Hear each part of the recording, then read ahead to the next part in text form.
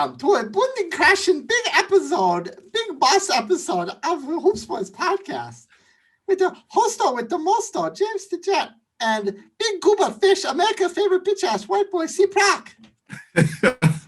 I was supposed to be Jar Jar Binks. He's purged the etch in my memory, and Lord, I don't know if that was it. I sound like some little poor Asian kid that lives on a cardboard box or something. I don't know.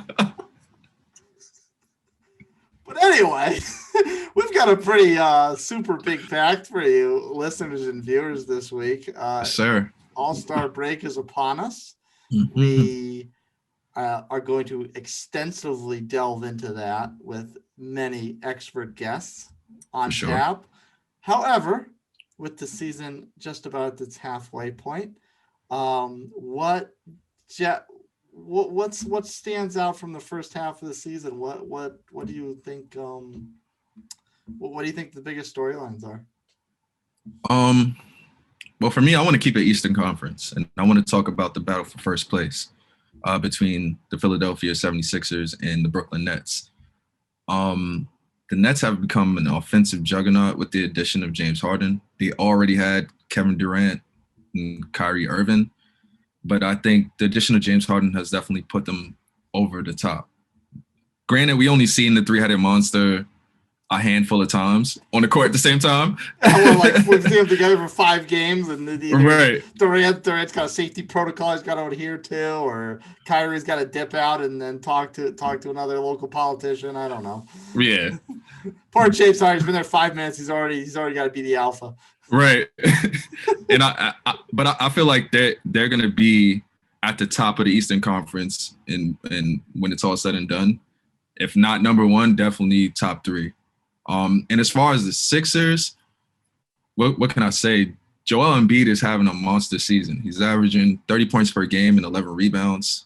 They're also having very good showings from Ben Simmons and also Tobias Harris, who's playing very well from them as a third option. Only a half a game separates this team. And I believe they're going to be battling for first place for the rest of the year. Now, the other storyline I would like to talk about is the Miami Heat. We all know how they started. They were called the Miami Cold at one point. They were terrible. But cold like their gradient jerseys. Right. They were playing terribly, but it wasn't like they had their full team on the floor. Once they got healthy, you started to see that Heat team that we saw last year in the bubble. They're 7-3 out of their last 10 games, and right now they're sporting a 5-game winning streak. And the last game of that 5-game winning streak was them beating the league's best team in the Utah Jazz, which they did convincingly. The rest of the Eastern Conference better be on notice. The Heat have improved lately, but and on top of that, they also beat the Lakers too. Yes, they also beat the Lakers. Although the Heat have improved, they're still looking to get better. They're looking to pick up people via the buyout market or trade. Names linked to the team have been Rudy Gay from the Spurs, Victor Oladipo, and DeMarcus Cousins, who just recently got released from the Rockets. So how do you feel about that? I think Boogie is probably going to stay on the West Coast. I'd be pretty shocked if he went East, although it would probably benefit him because, other than Joel Embiid, how many bigs the Eastern Conference teams have that can stand up to him? Right. But as far as Victor, I think a lot of people are going to be in on Victor Oladipo. A lot of people are going to want Vic. He would definitely help out the Heat a lot as far as he fits that team. Yes, he as far as them getting another shooter in. Because there are really a lot of slashers on that roster. As far as shooters go, I like Jimmy can shoot, and Duncan Robinson, that's pretty much his game. But having somebody like Vic, that would really be a good benefit to them. And Rudy Gay would almost present like a logjam situation for them because they pretty much have all these swing players, or all the same type of player, but. Again, because they have all the same type of players, Spelstra knows exactly what to do with them all. Exactly. And I feel like Rudy is like he's like a Swiss Army knife, right? You can play him at 3 different positions. Yeah, and he's probably had to Yeah. do that playing in San Antonio, not really having a role, which he's Yeah. probably desperate to get out of San Antonio because he doesn't have a role, A and role. because he's not a star player anymore. Yeah. But yeah, I think those 3 names, especially Vic, is if they get that, I don't know. It's gonna be some trouble in the Eastern Conference. Do you think now? Let's say the trade market doesn't so much work, and they're like picking, they're forced to pick up veterans that may have been caught or already on the waiver wire or whatever. Do you think they could be a player for Andre Drummond or Blake Griffin when both those players are probably eventually bought out? Yeah, absolutely. Because I don't know what's going on with the Pistons and the Cavs, but they're horrible as far as marketing themselves to actually acquire somebody. Oh no, we'll just cut them. Oh yeah, well sure. Then why would anybody send you players? We're just going to cut them. Right. We'll just wait and then pick them up later. I think Blake on the Heat that'd be crazy. I think they need some help back there.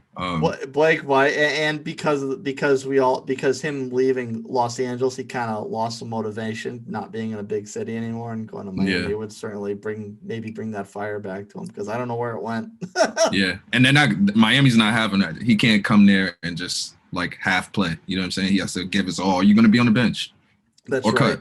Yes, that is true. Miami does have a high culture of winning, whether it goes back to Dwayne Wade's early days with Shaq, whether it's the LeBron Heatles situation, whether it's even you go back far enough to Pat Riley, Alonzo Mourning days. Right.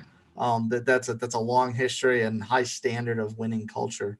Yeah, led by Pat Riley. Yes, exactly. Yeah, he's still there. He's still there. He's still there.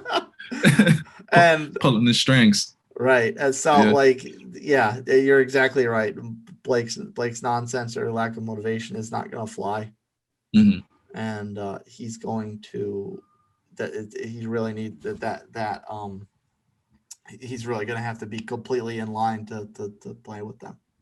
Yeah, but like, can you imagine him and Bam on the floor at the same time?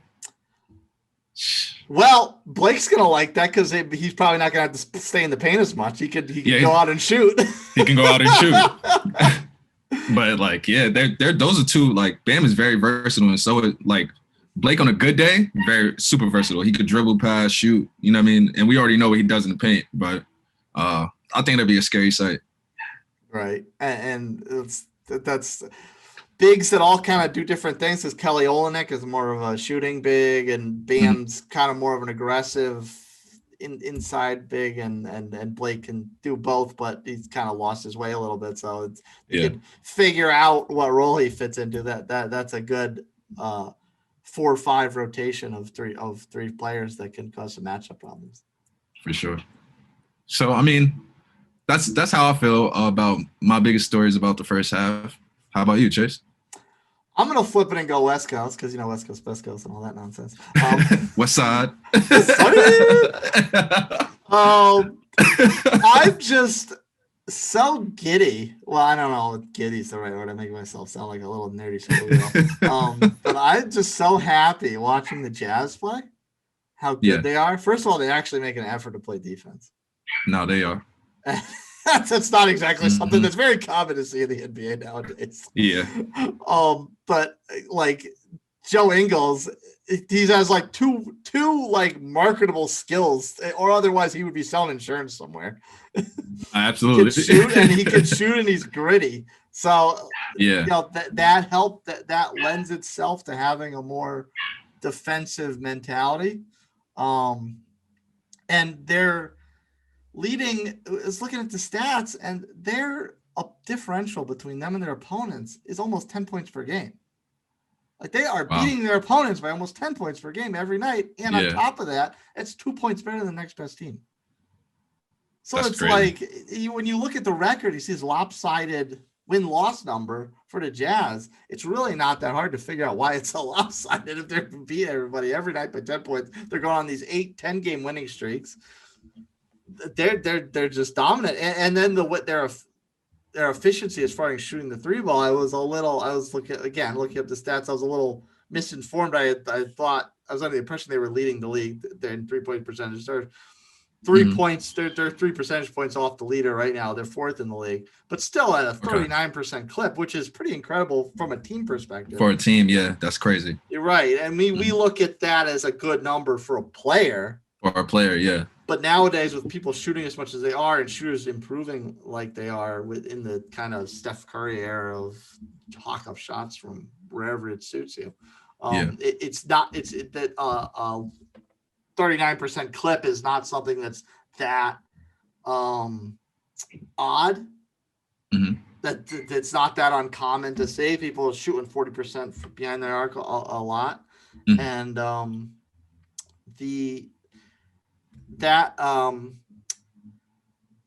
so they're fourth in the league in that, so they're right at the top, and then they're leading the league in 3-pointers made by a good just under one whole extra made 3 per game by over the next team. And so it's like they're shooting a lot, they're making a lot, and they're very efficient at it. So it's kind of like this take it back to efficient teams of yesteryears was actually really what it takes it back to is the college game, where you're the two biggest skill sets that make you dangerous as far as contending for a title, or how good you can shoot the 3 and how well you play defense and rebound.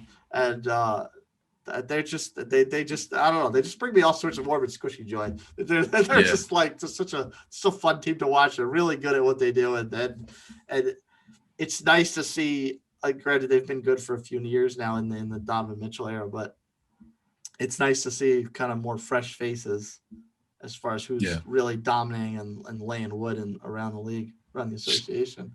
Yeah. Shout out to Royce O'Neal too. He's been playing really good. Royce O'Neal starts. Yeah, he's playing really good. Yeah. And shout out to that whole team, the whole team. But I really want to give a big shout out to the coaching staff. Quinn Snyder is looking like the coach of the year, and it's like by a landslide. Oh yeah. It's I feel like he's won it before, and he's just gonna add some hardware, add some more hardware to that trophy case, because he's gonna, like you said, he's gonna win that by a landslide. Now, as far as other teams in the West, I think he has the most swag as a coach too. Yeah, I think he has the most swag as a coach. Saw him in a sweater vest or something the other night. I was like, oh, okay. Okay. Pull it off for sure. And just so the listeners and viewers don't think I'm just looking at the standings and picking the team at the top to gush over. How are the Warriors and Spurs good? The Spurs, no idea. The Spurs have LaMarcus Aldridge, who must be like 80 years old by this point. DeMar DeRozan, who he's having a phenomenal season. I really think he should have been an All-Star this year, but he's been like, after that Kawhi trade to Toronto, they got him in return. DeMar DeRozan was really just like a cast-off. It felt like he was a cast-off living down in San Antonio, and San Antonio post Duncan, not even like, okay, you went there when they were dynasty type of squad. So like it really just felt bad for me. He also is my birthday buddy too. We share the same birthday. So and like outside of those two, I mean, who else on this roster is a recognizable name? I mean, DeMar is looking like a point forward out there, right? Like, I mean, I don't know if it was their last game, but the game against the Pelicans, I don't know if you've seen that game. They were shorthanded. This guy goes out, scores over 25 points, and gets 11 assists, and gets the dub with a shorthanded team. I feel like DeMar. Too many D's. Too many D's. double D. DeMar DeRozan. He definitely should have been an All-Star this year. It's no way that the Spurs team should be as competitive as they are. Murray has also been great too. He's almost averaging. Yeah, I didn't want to butcher his first name. Don't worry, I probably did, but I don't care. You know, he's almost averaging 3 steals per game, and then he's contributing 20 points and 8 rebounds and 5 assists. I mean, that's everything you want out of a point guard, right? I mean, you would probably want more assists, but look at what DeMar's doing. Right, and that's at that point, that's kind of like the James Harden mold, if you will, for lack of a better word, where it's like your 2 guard is the one with his ball in the hand, is in his hands all the time, and he's the one making plays, so he's going to rack up the assists. And your point guard, he'll get some, so that looks like a respectable number, but he's also out there more as an option to play off of your alpha dog. Yeah. And the other point, as far as like a good team, a playoff team right now that I didn't expect, although I didn't expect them to be as bad as they were last year, by all stretch of the imagination, is the Warriors. I mean, granted, we're used to this team winning championships, so we're used to seeing them in the playoffs and whatnot. But our one player you've liked to lambast in past shows, Kelly Oubre. Yeah, he's actually. I don't think he's got this shooting stroke back yet, but he's going to the basket where he's playing a lot, very aggressive, and Wiseman's actually hurt right now. I didn't see Wiseman out the last couple times.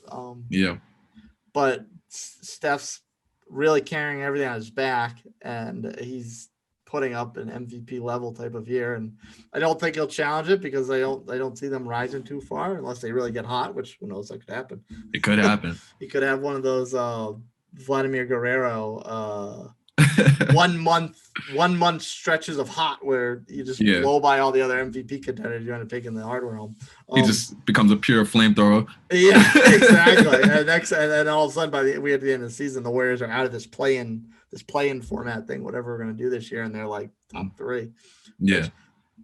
Boo-hoo for LeBron. Although I will say, if LeBron winds up in that 4 or 5 seed, that's gotta be the worst. That's gotta be the worst thing the Utah Jazz would want to see. Yeah, they don't want to see that. Yeah, not that I doubt that they could beat him, because I'd say they already have, and I certainly believe that they could again. In fact, they smoked them. Granted, it was out without AD, but at the same time, if you're gonna play LeBron, especially LeBron in this crazy psycho pissed off mode, you want to delay that as long as possible. As long as possible. You don't want to see that in the second round. Yeah, I also want to. Going back to the Jazz, them re-signing Derrick Favors has also been huge for them too. I've always liked Derrick Favors. I love Derrick Favors. Yeah, he gets a lot of criticism because he was a very high draft pick. Yeah, he didn't exactly turn into a star.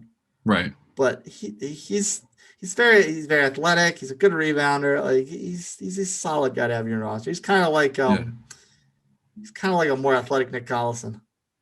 Yeah, I could go for that. Yeah. Also, I want to get talking about the Warriors. Draymond Green. He had 19 assists the other night. It's funny. The last couple Warriors games I watched, they put his stat line up on the bottom, and he's always like getting close to 10 rebounds and 10 assists, and he's still sitting at like 4 points. Yeah, like he does not shoot the ball. Yeah, and you know what? He's starting to irritate me a little bit, and not in a bad way, but because I kind of he kind of stopped being that agitating player that he really made a name for himself as, and he's getting back to that. Yeah, and he's kind of doing it in a sense where it doesn't look like he's doing it to get under a superstar's skin. He's doing it just to be an asshole. Yeah. Or maybe he has to do that to play better. Like, you know what I'm saying? Like he has to like hype himself up to play that good. Yeah.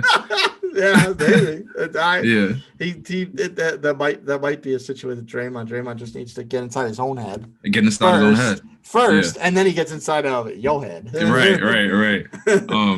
But Draymond has been like their rise in the Western Conference. He's definitely a key to that as well.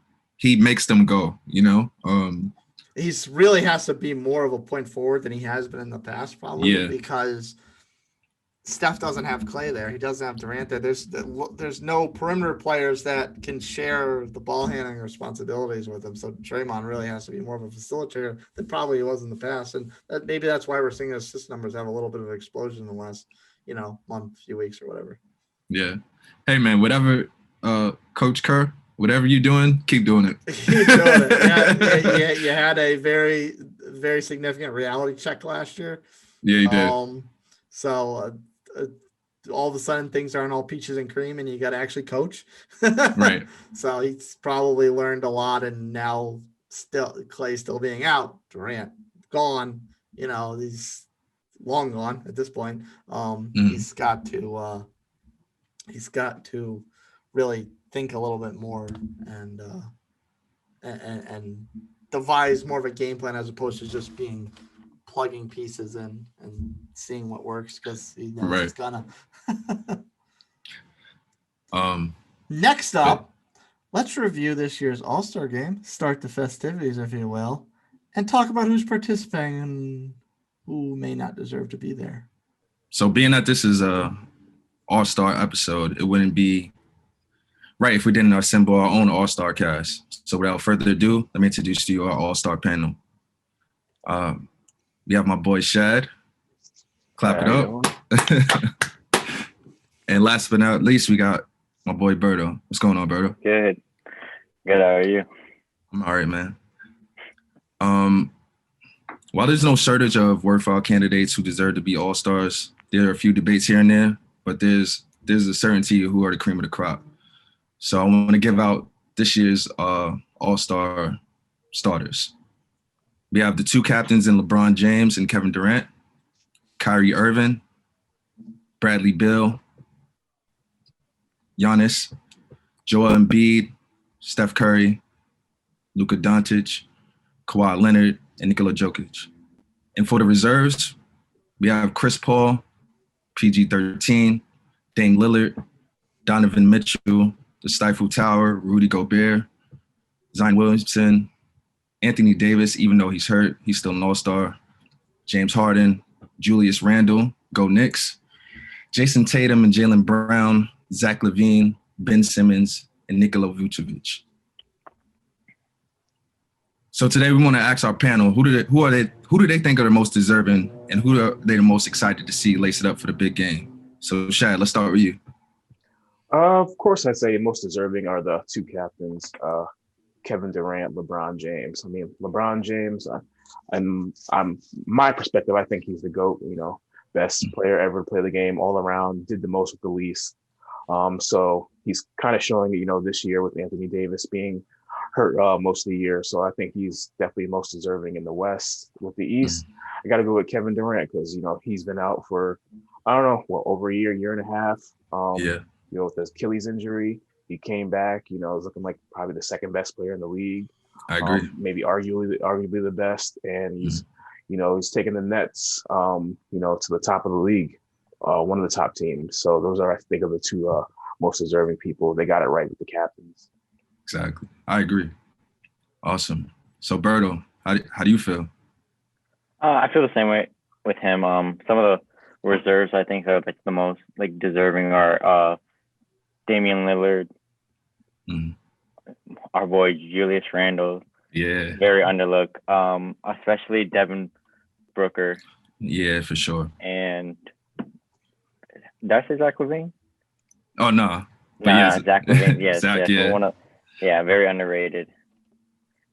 I think those are just some of mine, besides Anthony Davis, and also Rudy Gobert.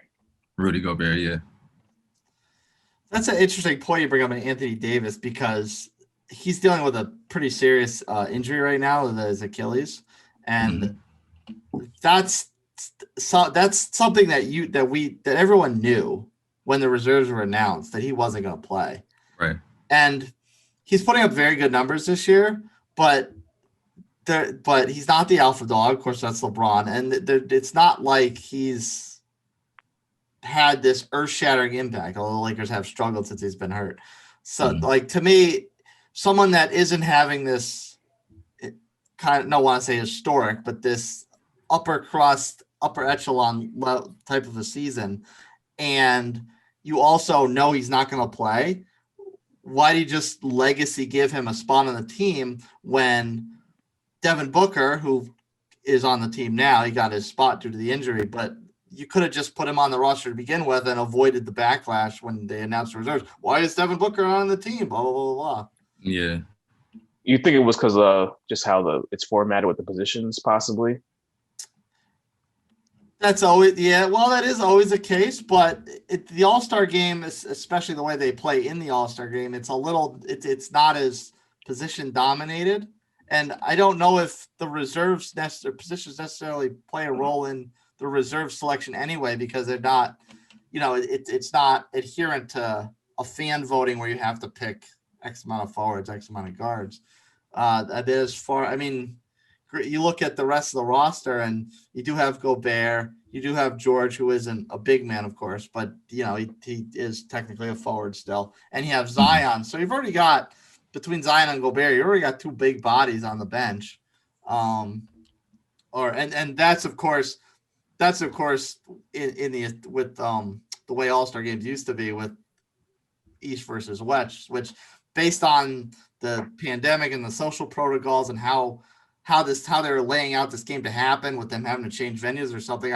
I swear I heard, and maybe I was just lost or mishearing something or reading bad information, but I swear they were just going to go simple in East versus West and not do the draft, which of course now they are. I realize they are doing the draft, but so even with knowing that, it shouldn't really be position based anyway, because you don't know if the team's going to be it's low on forwards or low on guards, because like we said, you've got Gobert and you've got Zion, and then you also factor in Vucevic, Randall. Tatum can play a little bigger than what he is. Ben Simmons can play a little bigger than what he is. So it's not like you're really low on guards. Plus, that's not even taking into account the starters. Embiid's a big guy. Giannis is a big guy. LeBron can play big. Joker's huge. So I don't know if it's so much position thing, but I just don't understand that mentality of just kind of gifting someone a spot that is not going to play. Right. So how do you feel about Kevin Durant playing, or like him having a spot? Well, with Kevin Durant, because he's not going to play. Sabonis was announced as an injury starter because he's I believe it was a hamstring injury.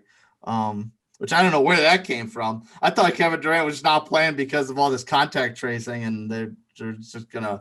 Nah, the last time he was out was because of the hammy. Yeah. So that one. So he's not going to play anyway, which also brings up an interesting point. Shad, you could respond to this, and then I want Berto's take on this too. With Durant not playing and still serving as a captain, do you think that kind of gives a quote unquote extra all-star space to one squad? Like I said, I don't have a problem with that happen. I think I'm more concerned with the Brooklyn Nets getting 3 players on the All-Star team. I just feel like the 3 players, you got like Harden, who hasn't played that many games in the East. You have Kyrie, who seemed to like play whenever he wanted to, about a month or so ago, and then you just had Durant, who's seemed like every other game it's like COVID protocol with him or some type of injury. So I think they shouldn't get 3 All-Stars in the game, and probably give 1 to another player from another team that's more deserving. So I would say that's kind of my kind of problem with that, though. And on top of that, you have, and it's not the Nets aren't in a position like the Jazz are, where they're running away with their conference. They're very much in this dogfight with Philadelphia at the top of the East. So, to give a team 3 All-Stars when one of them was out of the lineup 6, like you said, one of them was out of the lineup 6 games in, one of them's been in the Eastern Conference for all of 5 minutes, and another one is dealing with all this safety protocol guidelines to adhere to. It's granted he's playing at an MVP level, but he's been absent for a couple of weeks. Berto, what's your take on all this? I really don't mind another All-Star getting a spot in place of Kevin Durant. I don't know. I kind of disagree with you guys with the Nets getting another player on like the All-Star team. I think even if they weren't all on the same team, they all would have been picked. I think simply because of like popularity, no matter what, and the chemistry they have all together on the team. I think, and they're all eyes on team this year. So I think this is just bound to happen. I thought it would come sooner than it did, but I don't disagree with any of it. I mean, I disagree with you guys, but I don't disagree with the choices that the NBA made. Yeah, I get you. Yeah, and that is the double-edged sword, of course, to fan voting, is you do have to worry about popularity contests. I'm not. But No, go ahead. Go ahead. I'm sorry. no, I just think it was, even if we're going back to last year, or not last year, a couple years ago, where Kyrie was on the Celtics and Harden was still on the Rockets, I think they all would have just made it still. I don't think it's anything that has to do with. I mean, I know they canceled out the popularity vote for fans, but I still think no matter what, the NBA is the NBA. Like, it's James Harden, Kyrie, and Kevin Durant. There's big names you want to see. Mhm. That's what you pay to watch on TV, and I think that's what they're gonna get. Challenge you on Kyrie, because I don't think Kyrie's necessarily great. He is a big name. People do want to see him, but as far as performance this year, I don't think he's really played up to a typical all-star level. Harden, I will say though, Harden has absolutely produced up to a standard all-star performance production. But the thing with Harden is it's an optics level. As Shad said, he's been in these for 5 minutes. So it's like, okay, you named him East All-Star, fine, but what about some of these other guys that are from playoff contenders and they're not on the roster? It took Kevin Durant's hamstring injury for Sabonis to get nominated. Scary Terry's having a career year down in Charlotte. Where's his spot? You know what I mean? Yeah. I mean, I'm not mad at Brooklyn getting 3 picks if it was deserving. Like, you know what I mean? Like, James Harden has to be in an All-Star game. He's playing crazy. And he switched conferences. Although he's in the East for under an hour, you know what I mean? He's still gonna make the All-Star game. Kyrie, I'm a little like what? Like, why is he there? You know what I'm saying? Like, I understand that's Kyrie Irving, but still, like, he disappeared for 2 weeks and didn't say anything. You know what I mean?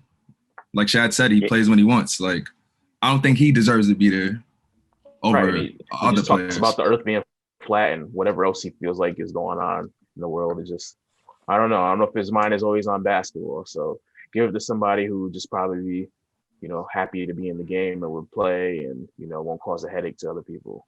Because, he probably might say something crazy over this All-Star break, something going on in the world or some conspiracy theory, him wearing his tin foil hat, Right. I mean, yeah. Like Trae Young not being in the All-Star game, but Kyrie is, and Bradley Beal is, that irks me. I don't understand that. And the game's in Atlanta. Yeah, I don't get How that. many times do you have an All-Star game without a hometown representative? Trae Young's not there. Why is Bradley Beal All-Star starter for? Why? Because he scores a lot? Yeah, he's leading the league in scoring. I think you always have to kind of take the leading scorer in the league and make him a starter. But bro, they're in like 13th place. Yeah, but 13th place is like 2 games out in the East. You know how it is. But all right. Now go ahead, Berto. I'm sorry. I definitely think Bradley deserves his spot. Kyrie, I don't think he deserves a starting spot. I think if anyone wants to replace him, it should be Zach LaVine. Zach? So nobody – how about Trae? Trae's numbers is comparable to Bradley Beal's. You're right. Maybe that's who I would switch out for Kyrie. But I think Bradley Beal, he is doing outrageous amounts to put his team on top. He's not having the support he needs. Russell is not performing how he's not. So I don't think you can't compare him off the team. You just have to do him all as a player, because he's averaging a lot of points. He's trying to put his team up, and his team's not performing. So I don't think that should take anything away from him being an all-star. I feel like he could have been an all-star, but he should have been a reserve and not a starter. Because what precedent are we setting? Like, yeah, your team could be horrible, but since you score a lot of points, you're an all-star starter. What about the people who's producing and their teams are in the playoffs or number 1 or 1 through 5? Like, what about them? Like, we got players on what team is this? The Pacers that should be all-star in the All-Star game, and they're not even mentioned. Like, Sabonis had to be put in there as a reserve. As an injury reserve. As an injury reserve. Like, I don't know, man. Like, I think that Bradley Beal, that was like a slap in the face. I respect what he's doing, but we have to understand when LeBron, when he first came to the Lakers were horrible, and he still made an All-Star. So you can't compare it. Like, if you're gonna hate on Bradley for that. You got to hate on LeBron for that. And I don't think it's fair. Even though LeBron is disgustingly like one of the greatest players of all time, like you just can't, like if you're going to talk like bad about one, you have to do it to others. That's why I think it's I'm saying everybody. Unfair. Yeah, everybody. That goes for everybody. Like your team is terrible. You shouldn't be an all-star starter, regardless of what you're doing. To your point about LeBron, that year when they were terrible, that was on him. That was not on that team. That team had talent. Brandon Ingram is an exceptional player. They had a lot of young talent. He just didn't want to play with them. Yeah, he didn't want to play with them. But I also think I do believe in a change of scenery, because when everyone dispersed, they're doing great. Like their new environment, they all had a chip on their shoulders. So I don't think it necessarily was LeBron. I think just everybody wasn't performing at their level, like because the environment we're in. And you got to understand, being a Laker is such a hard thing because they have so much history. You have so much weight on your shoulder. So I feel like just a new change of scenery. Look at D'Lo. D'Lo went from being like we think he's a bust to when he went to Brooklyn, he was outstanding. Yeah, he was. Yeah, and to add to your point about being a Laker and the pressure of that, being a Laker and then standing next to LeBron, like it's a lot of pressure. So how do you feel about Luka being an all-star starter then? His team was pretty much terrible up until like probably the last week and a half or so. They were probably 5 games of the 500 or so. Yeah, he's named an all-star starter. It go for him too. Nobody's exempt, bro. Like, so what are you saying? Like, you got to be like top like 3-4 in your conference to be a starter? Like, I don't know. No. You got to be a playoff team to be a starter. Absolutely. But I just feel like everything is like too close right now. Like everybody's a playoff team except like Minnesota, Detroit. Yeah. Huh? The Eastern Conference is just like a game or two away. The Knicks just went from 9th to 5th. Yeah. Not everybody though. Not the Wizards. Wizards aren't that far out either. They're like 14th. No, they're like 11th. Nah, Atlanta's 11th. Wizards are a game and a half out of the 8th spot. Exactly. They're not bad.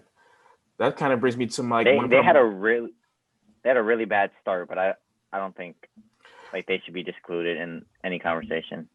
Right, and I think that's why one of my opinion is I think Russell Westbrook is a snub. Like, you think so? Yeah, he's just averaging under a triple double. He's like 9.7 rebounds, 9.8 assists, and like just under 20 points. Come on, that's an all-star right there. Yeah, I'll push you a little bit on that one because Jets standing on a little bit of a podium right now with being angry at Beal being there. I'm not upset about Beal being there. Likewise, to your point, Chad, I'm also not upset with Luka being there. Both of them are putting up outstanding numbers. But Westbrook, if you're granted, the Wizards have had a little charge here. They're getting back into the conversation. They're still under 500. They're still in the playoffs. You don't get 2 All-Stars. And if I had to choose between one or the other, I'm taking Beal over Westbrook. So are you saying like just if you're under 500 period, or just like you're at 500 and out of the playoffs? Well, I'm just saying that's a circumstantial point to the discussion. I'm not saying that's all right. Very. So what about the Boston Celtics? Someone's chances. What about the Boston Celtics? Yeah, look at them. They got 2 All-Stars and they're under 500. That's that's not right. I personally would not have given them 2 starters. However, the way I interpret them getting 1, because they've been a playoff team all season. They're still in the playoff. They're still in the playoff standings at the moment. I would have given the spot to Jaylen Brown over Jason Tatum. And I would have too. And quite frankly, like the amount of people that will lose their minds if you don't have Jason Tatum in the All-Star game, that would probably not go over too well. Yeah. I don't care about pissing people off, but the people at the top of the NBA making decisions don't have a spine. Yeah. So I have a quick question. Do you guys think that the NBA should have a cap on how many players from each team make it to the All-Star?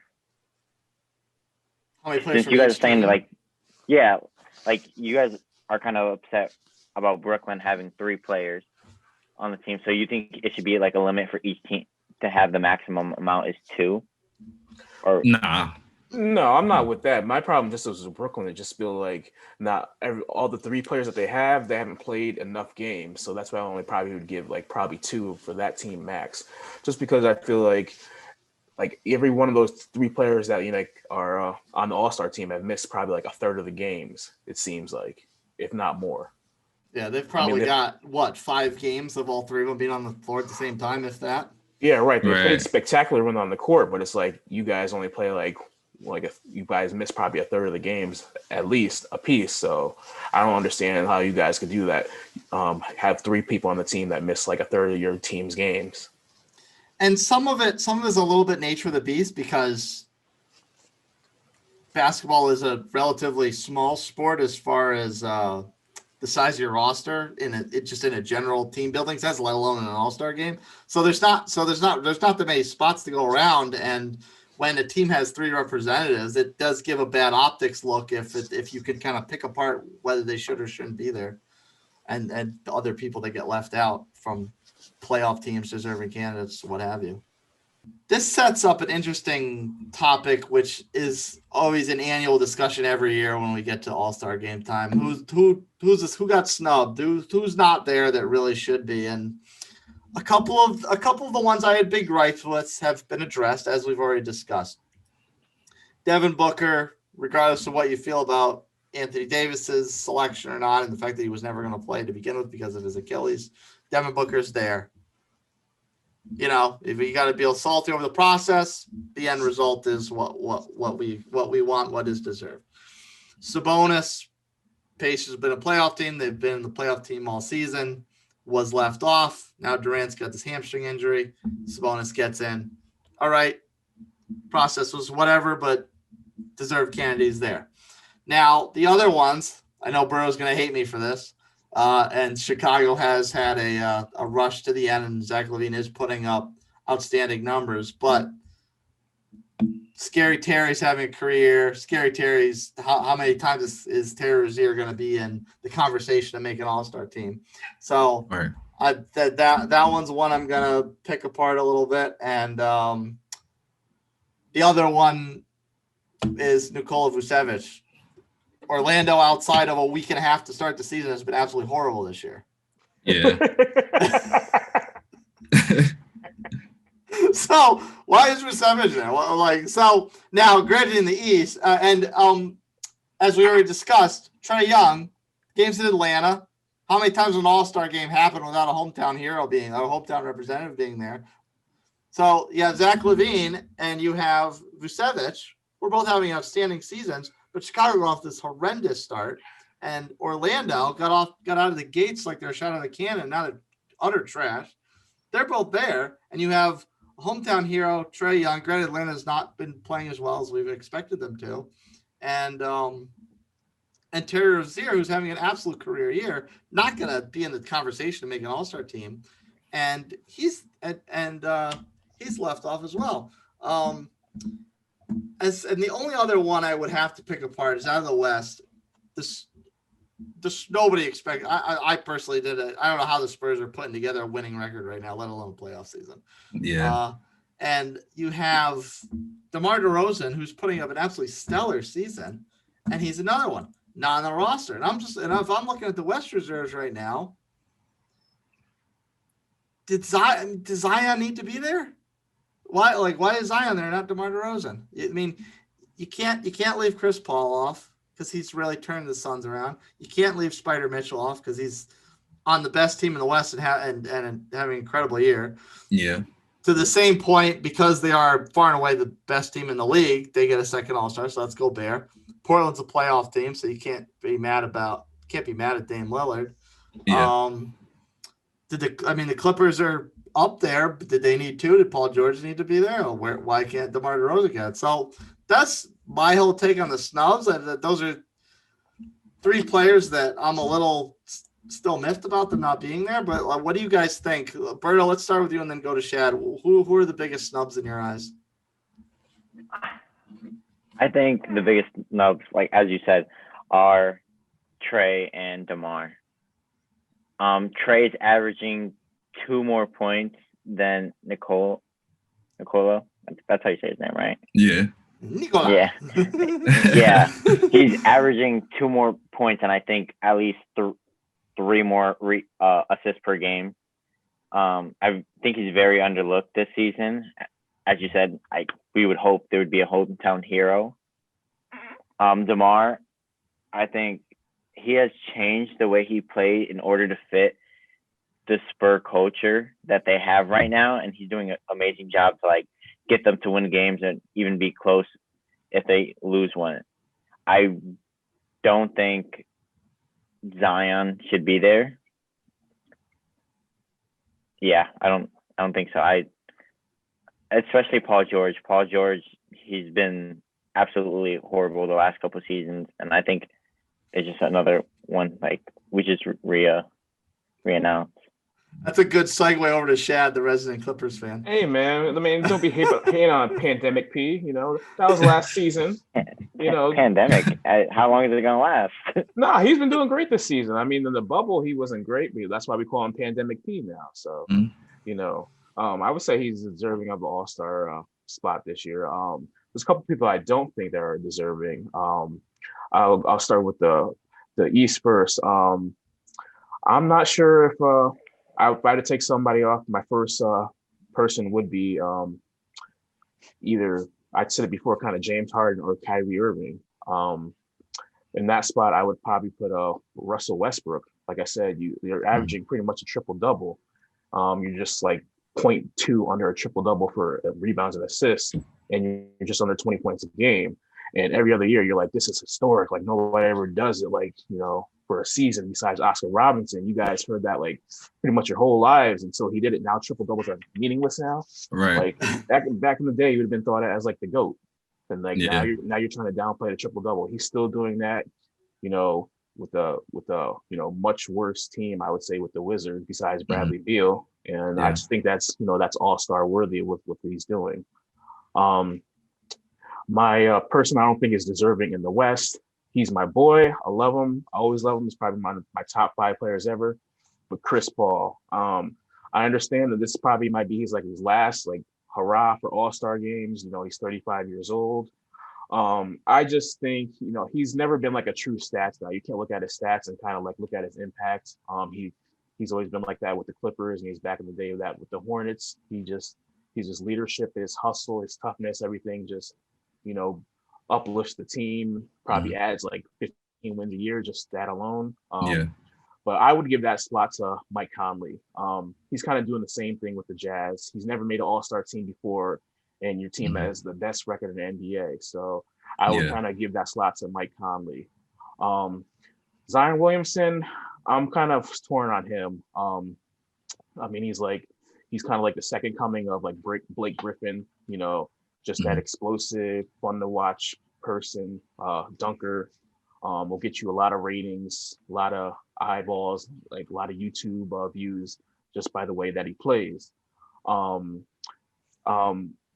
in his slot, I would probably maybe go with DeMar DeRozan because he has transitioned to playing a lot of power forward this year, and he could easily take that spot for Zion. And I would go with one more that I say is kind of not deserving. I don't think Jason Tatum is deserving. I just think when I watch, you know, the Celtics play, it's a lot of, you know, it's not team ball like it was, you know, in the past. It's kind of like with him and Brown, it's like, all right, it's your turn. Now it's my turn with the ball. It's not like, you know, a lot of spacing and a lot of, you know, team ball. So I would probably take him off because I would think you probably only have to choose one of those guys. I would go with Brown over Tatum. And then I would put, like I said, I'd put Trae Young in his spot. Hometown guy, All-Star game in Atlanta. He's kind of like, you know, Steph Curry light, you know, very good shooter, very good playmaker. I think he'll be probably like an MVP one day if you put like better pieces around him. And, you know, he's just balling out right now. I agree. I would like to add one more person that I think is a snub that hasn't been mentioned yet, Tobias Harris. He's been playing really well for the 76ers. He's averaging like 20 and 8 and 5. So I think he should be in there in place of some of these other players that are on the list. No, I like Tobias, but he's an all-star role player to me. He's not like a true all-star. He's as good as the people are around him. He played with the Clippers like years ago. He was good, but you always felt like he was never better than like a third option. If he was like your second option, your first option, your team was going to be like a 35-win team at best. Yeah. So he's kind of like the guy. He almost like reminds me of like a better Draymond Green. Like it's all about what you put around him. He's not gonna really take your team to the next level, but he's gonna do the little things to make your team better though. Yeah. He's definitely a player you would want to have on your team. Good scoring punch. Scoring punch, but yeah, I don't think he's an all-star. No? No. I think we all have like this we all have different views of what an all-star is now these days. Because I think a lot of people, like the new generation coming up, is about popularity and not like work ethic or like leadership or how other things are. Like just looking at the stats, like Ben Simmons is in it and he's averaging 18 points a game. Like, and everyone considers him an all-star, but like Trae Young or like DeMar is not in it. But I just think like everyone has this like their version of an all-star, so I think that's misrepresenting like how we choose and pick like all-stars today. Yeah, I agree. Real quick before we wrap, does anyone have any favorite memories of All-Star weekends to share? Or maybe highlights, lowlights? I think it has to be what? Berto, kick it off and yeah. I think it has to be my personal favorite is Carmelo Anthony going up to shoot the shot when he was unsigned and the crowd went wild. Yeah. I'm sorry. What was the question again? My bad. Do you have before we wrap, do you have a favorite memory or favorite low light of All-Star weekend? If we want to take it off of basketball, I definitely got to go with recently for me is the Fergie national anthem. Oh yeah. Just how that's just how like I don't know if she was out of key or she's just not a great singer, but yeah, that's terrible. And you had all the guys laughing at her, and then there was like a feud between Draymond Green and her husband like on Twitter for a while, and then the Warriors made like a dance video like remix to her national anthem. It was just hilarious for like a good probably 2 weeks with that Fergie national anthem thing. Yeah, that was hilarious. But if I had to stick strictly to the All-Star game or weekend playing the game, I would go back probably to like 2001. East when the East was always thought of like as the little brother to the West, and they came out with a chip on their shoulder, and like Allen Iverson led them to like a comeback, and they end up winning by 1 point, and he scored like 15 points in the last like 9 minutes of the game, and they were popping their jerseys like as if they won the NBA championship. So that's probably my best memory of the All-Star game. Yeah, that's dope, man. Shannon Berto, thank you so much for joining us again. And when we come back, we'll talk a little bit more All-Star stuff. Stay tuned. Hoops Boys Podcast. Be there.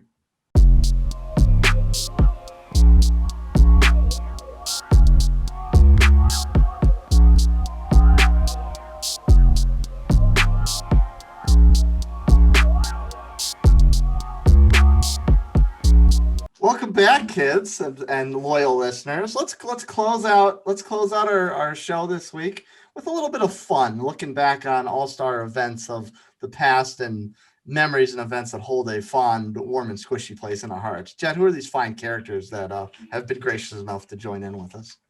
All right.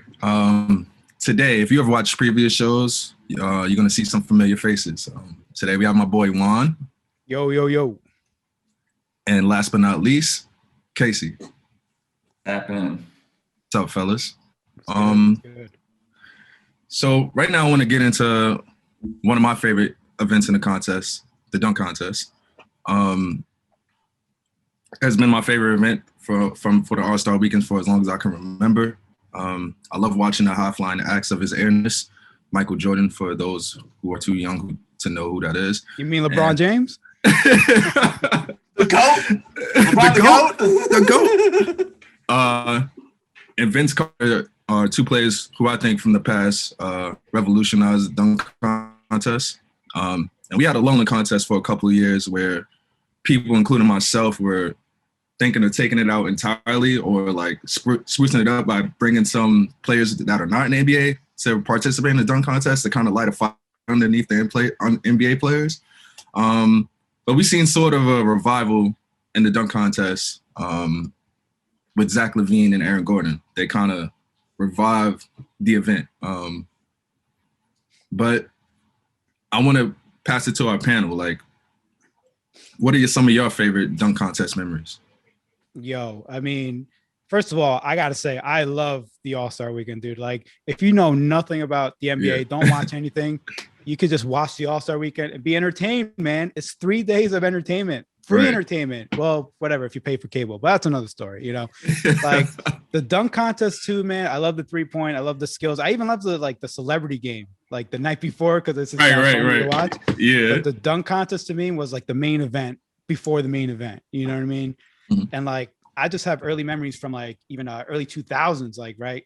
Like Jason Richardson. I know he doesn't get spoken up a lot, but when you look at his highlights, like he was the first guy who I thought was gonna evolve like the dunk contest. Like what is it? Isaiah Ryder, right? Did the between the legs dunk in mid 90s. And I thought that was like the end all be all. But when he did that dunk, I think in like 2003, he did the reverse, like between the legs dunk. I'm like, yo. Yeah. And like, he 360 too. Yeah, and I'm like, anything is possible now. Like, I was 13 years old, so it's very like, but oh my god,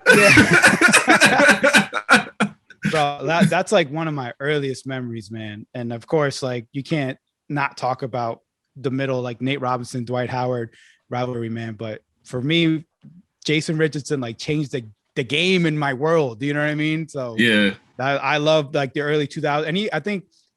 Oh yeah, that's what it was. Okay, so he won 2 years in a row. In the third year, he could have been the three-peat, but he lost a whack Fred Jones decision. Like Fred Jones did a dunk, it accidentally went in the hoop, and then Jason Richardson, all he had to do was like a simple windmill, simple something, but he missed all his finale dunks. And he got a 0 or like a whatever, and he lost. It was like I remember going to school the next day, feeling so like, or on Monday, and I'm like, oh man, that sucked. That was terrible. But besides that, man, Jason Richardson, I love like early. Of course, there's way better contests later on in the decade and even in the tens. But Jason Richardson was my earliest memory of the dunk contest, and oh man, it just hooked me from there on. That was 2003. We're in 2021 right now, so right. We're old. We're old. Yeah, not to date myself, but yeah. Right. All right. Think in recent memory, that 2016 dunk contest, Aaron Gordon, Zach LaVine. Oh yeah, classic. Aaron Gordon got robbed. Yes, he did. Yes, he did. That should have been a tie, man. That should have been like you're asking these players to keep going and going. At certain points, like, all right, you know, but you got to respect what they did, though, dude. Not yet. The Aaron Gordon, the dunk over the mascot when he was in like the seated position. Oh, he did it under the legs. That was crazy. I have that burned into my memory. Yeah. Just that vision of him just seated in the air, like. Bro, like I was watching the game with my wife, and that's the only dunk ever where I actually stood up and was like, oh shit. Yeah. You know, like everyone freaks out at these games, and like, yeah, you're at the All-Star game and everyone's like flipping out, blah, blah, blah. But like I'm in my living room, low key. You know what I mean? It's like around Valentine's Day. That's when the All-Star weekend usually happens. And me and my wife are just watching. Yeah. And then that dunk happened, Casey. And I was like, oh, I stood up, man. It was the only dunk that's ever like made me do that. I'm like, I didn't know that shit was possible, man. Right. You're like, oh, like you're like scared like it happened. Like, what the hell? I couldn't believe it happened because he was spinning too, right? The mascot with the ball. Well, he was on a the first one, the mascot was spinning, and then he grabbed the ball. And then the second one, the mascot was like holding the ball above his head, and he jumped over him and grabbed it. Yeah. And windmilled it, but underneath his legs though. Like that was crazy. Yeah, that was crazy. I was rewatching it last night, and just seeing people's reactions, like nothing gets a reaction like a dunk, like a just jaw. It's literally jaw dropping. That's what you see like in the background, just jaws on the floor. Yeah. Oh, yeah. Yeah. Like doing a sit up in the air, doing a sit up on the floor is hard enough. Now doing a sit up, like, you know, that in midair is like, bro, and you dunking on that? Sit-ups and planks at the same time. And you're jumping over a mascot, like, and trying to not hit your head on the backboard. Yeah, it's just sick. Like, I think that was the best dunk of that night, honestly. Definitely. And we were talking about, you know, Lon was talking about J-Rich really revolutionizing the style of dunks. Like, to Casey's point, Aaron Gordon did a little bit of that as well. He kind of, the windmills, the behind the backs, the over the heads, it kind of like died off a little bit. And Aaron Gordon kind of brought that back. I think it was like the perfect next step. Cause like, I remember even Vince Carter back in like 2000, right? When he did the hand in the rim. In the rim, yeah. I watched that in real time, and people were like, "Oh," because they just thought it was a regular dunk, like because he only kept that in there for like, you know, because they slow it down in highlight packages now, but he kept that in there for like a 1, 2, boom out. Yeah, they watched it back, and they're like, "Oh, he put." I want you to know how high I got that I'm gonna leave my arm in the hoop and hang there like a dead body. So I think now what we're seeing is a lot of athleticism dunks, you know, like these are, we've seen these dunks before, maybe a little variable of here and then, instead of like going regular between the legs, you go reverse and you do a one-handed reverse dunk. But when you see it in slow motion, you appreciate it so much because the athleticism. Exactly, we've seen people jumping from the free throw line a billion times in these dunk contests. But when you see someone doing a between the legs dunk or a windmill dunk from the free throw, is like, damn, bro, what's the next step, man? I can't wait to someone be jumping from the 3-point line, man. Yeah, it soon comes. How do you feel about props, like people jumping over cars and stuff like that? I never really liked that. I never really liked it. Oh, John, the most notable car reference is quite the testy subject. Yeah, I mean, no, I love it. Conspiracy time. No, but hold on, I'll just say on the wait. Jet, no, like, go ahead. I love it. If you bring out because there's a difference between an in-game dunk that you do in a dunk contest and a dunk contest dunk that you do in a dunk contest, you know? Middle of the game, you could be like, hold on, time out, let me bring out this bike. And you can't just be like dunking over the bike, you know? Mm-hmm. I love it, man. I mean, the two hoops, bring out the cars, bring out the fans, bring out, you know, the mascots, bring out I think when you had a drone, right? Mm-hmm. Yeah, I think it was like a few years ago, actually. The ball dropped. They was dropping it from the drone. Who did that? I can't remember. Oh, man, I took notes, man. Yo, bro, I have like an encyclopedia of notes, so bear with me. But I love it, man. Why don't you like it? I don't know. I feel like, for me, like, I feel like it's a cop-out. Like, all right, yeah, you're going to jump over a car, but, like, you're jumping over a motorcycle. Like, anybody could jump over a motorcycle. What do you mean? No, stop right there. In the NBA? In the NBA, yeah. No, I can't jump over a motorcycle. I'm gonna ask Boban, whatever the big four guy. Yeah, he's not even gonna jump. He's gonna go like this and dunk it. I think it puts things into perspective. Like when you're jumping over a 7'5" taco fall. Yeah, it's impressive. I think that stuff is impressive, right? You jumping over Shaq, you jumping over someone taller than you. You know what I mean? But as far as like jumping over like a car, like who did the plane? Somebody jumped over a plane and broke the whole plane when they jumped over. I forgot who did it. Yeah, that was Derrick Jones Jr. Yeah, that shit was corny, bro. Like it's corny. Like I hated it, but I feel like I like dunks that are just like very creative, and I like to see things that it's hard to say that I've never seen before, but along the lines of that, like. Make a variant of something like how Aaron did. I love that dunk contest. Like that's up there for me, like in my top 5. Him and Zach LaVine.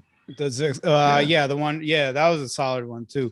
Yeah. But I think CProc, you mentioned the Blake Griffin or jumping over the Kia, man. Like I agree with Jet that like he barely jumped over that thing. It was more just like a distance thing. If he jumped over the top of the car, bro, that's impressive. But he jumped over the hood.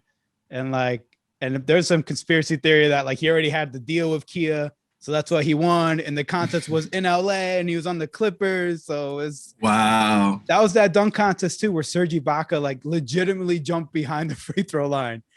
And that was the dunk contest too, I believe, where Serge was a good dunker. he was. That was the one too where he there was a whole I love the theatrics too. I'm a sucker for that. You know what I mean? Yeah. I love that. And when like some kid came out in the corner, he's like, I lost my little doll. Can you get it? And Sergio's like, oh, that one right there, you know, terrible. Oh, terrible. Anyway. And so he dunks it, but then he grabs the plushie doll off the rim with his mouth, bro. Like, come on, man. That's sick. That's pretty good. Yeah. Who blew out the birthday candle? That was Gerald. That was Gerald Green. Gerald Green. I love that. He had a crazy contest and they snubbed him. Like he did it twice. He jumped without shoes on, blew the candle out, and then windmilled it. Like you can't. Nobody does that. That's not regular stuff. Like he's a freak. What Casey took the words out of my mouth on that one, because that cupcake thing is something that when I saw it the first time when it happened, I saw it. I hated that cupcake. I hated that thing. It was this little tiny cupcake up on the back of the rim. You can barely see it until they show the replay. Like I could not stand that thing. But as I was getting ready for the show, and I was thinking back on it, and I thought of the cupcake thing. I'm thinking, you know what? The cupcake was kind of cool. Yeah, I agree. Like I remember in 2011, the one with Blake Griffin jumping over the car. Like JaVale McGee, I thought should have won. He was dunking on 2 hoops. Yeah. I think one time he dunked 3 balls in the one hoop at the same time. Yeah. He was holding 2. And there was one on the rim, I think. No, someone lobbed it to him. I think. Somebody lobbed it? Yeah. So, bro, it's like, bah, bah, bah, bah, you know. Yeah. I thought it's way more impressive. But, again, conspiracy theories, man. Let me put on my tinfoil hat, you know, and we talk about it. But, yeah. And the other one, as far as props are concerned, I was a big fan of the Dwight Howard years.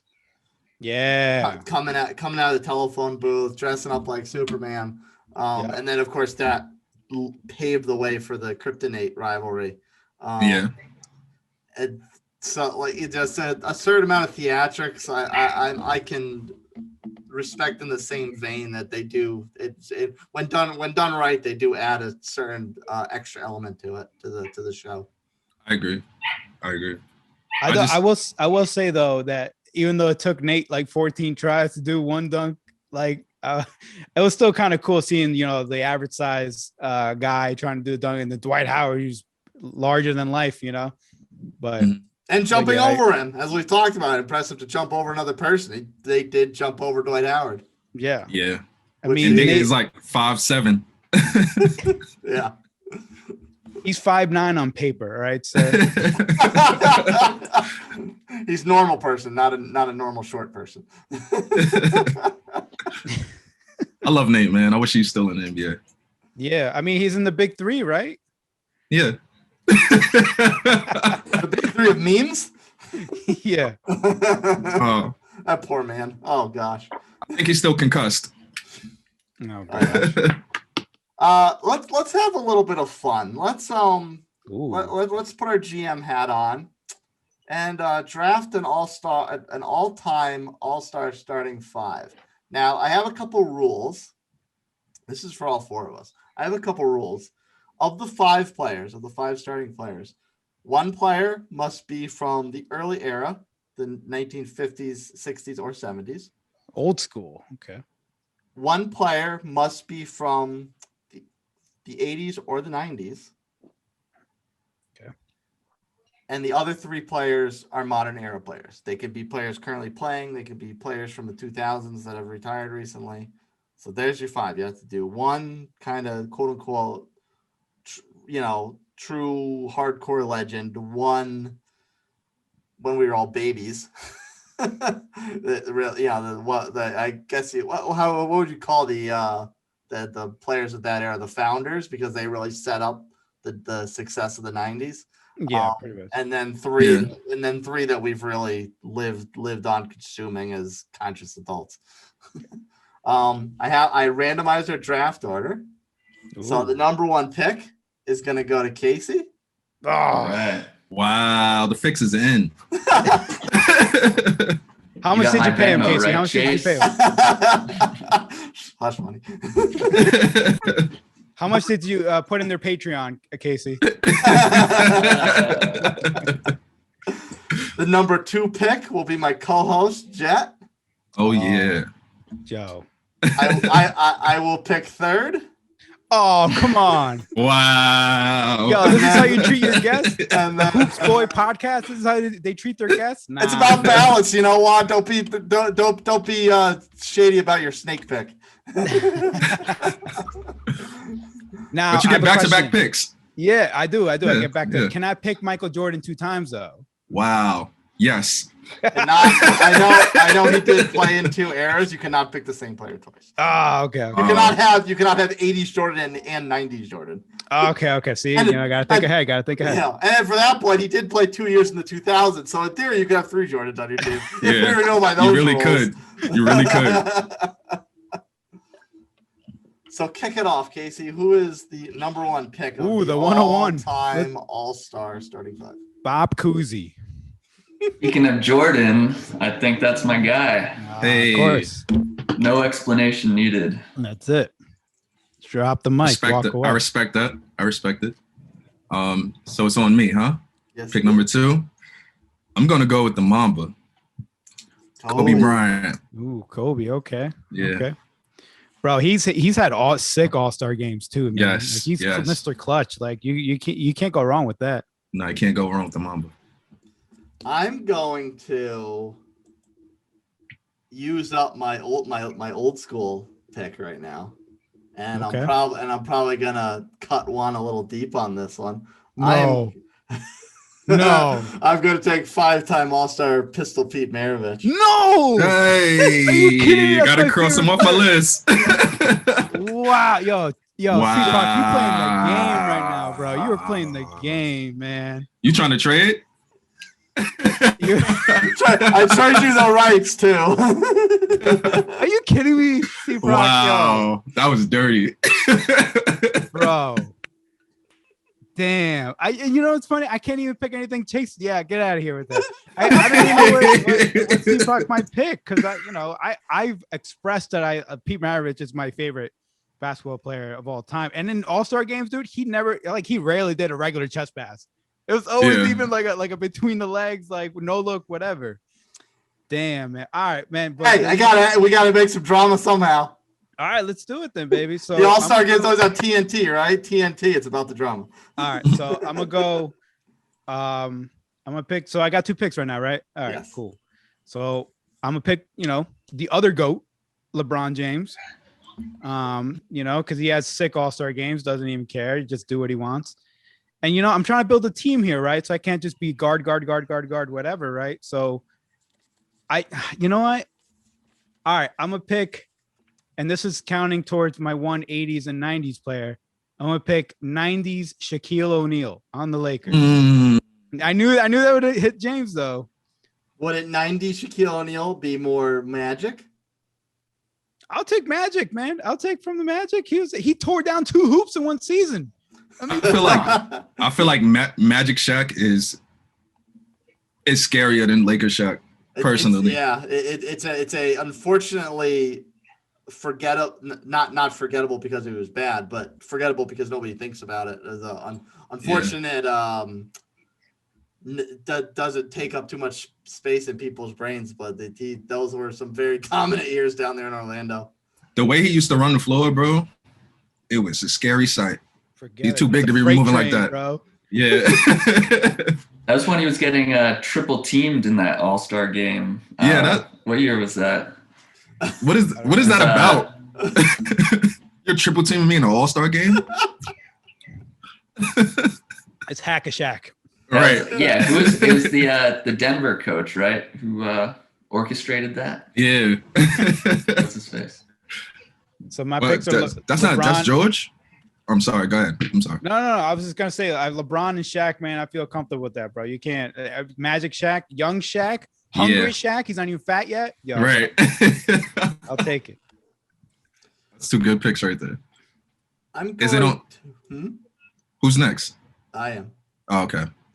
I'm going to stay in the same vein and think of a big man, and I'm gonna make my 90s pick and go for the Dream.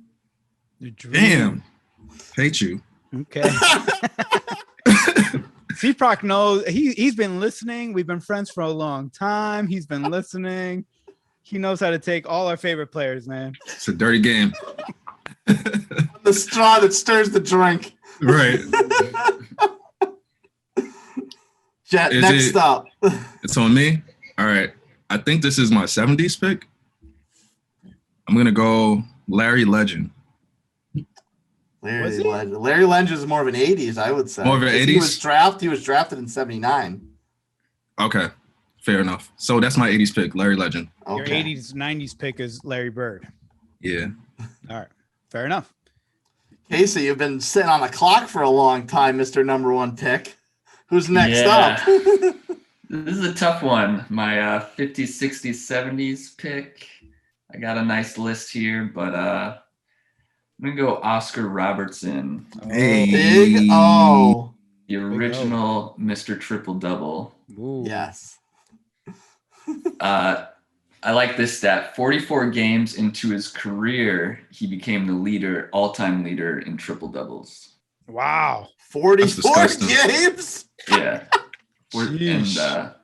averaged a triple double for 61-62 season. It's not just that he's the original Mr. Triple Double, he's the inventor of the Triple Double. Yeah, exactly. Yeah. He's the Ben Franklin of the Triple Double. All right. Real quick before we move on. Are there any players right now do you think that is going to smash that record? I got one. Westbrook. Russie could, and Luka. Luka. I think Luka is going to smoke that record. Does he get enough rebounds? Oh, Yeah. yeah. He's almost averaged a triple double this year. You kind of lose track of his numbers this year because the Mavericks are so awful. But he's damn near triple double this season. It's actually kind of scary. That kid's an animal. Yeah. He's an animal. You probably could, bro. Give him 7 years. I think though, and it stinks that they're playing in the same era together, but the Joker is also gonna give a run. Gonna give that a run for his money. The Joker too, yeah, for sure. Yeah. He's got finesse for a 7-foot giant. Yes. How tall is he for real, Jokic? He's 7'1", I think. Is And he? it's- It's a deceiving side. I thought he was 6'10". Yeah. It's so weird that like he's 7'7", whatever, and then like if you see him in the supermarket, bro, this guy is like a freaking like Viking, bro. Like You can see his like head over the aisles. You like looking to see it. you can just straight up ask him over the aisle, like, yo, they got any bread over there? He'll just like go on his tippy toes and be like, nah. Nah. Nah. Speaking of He's like, big what- guys, and not go too far off topic, but whoever the starting center is for the Mavericks, I don't know how tall that guy is, but he makes Luka Doncic, who's not exactly a small point guard, is 6'7". He makes Luka Doncic look like a baby. Oh yeah. Is that that's Boban? Boban? He's 7'6", right? Or 7'7" or something crazy like Like that. Yao Ming height. Yeah. When he's holding a ball, it's like a tennis ball in his hand. Right.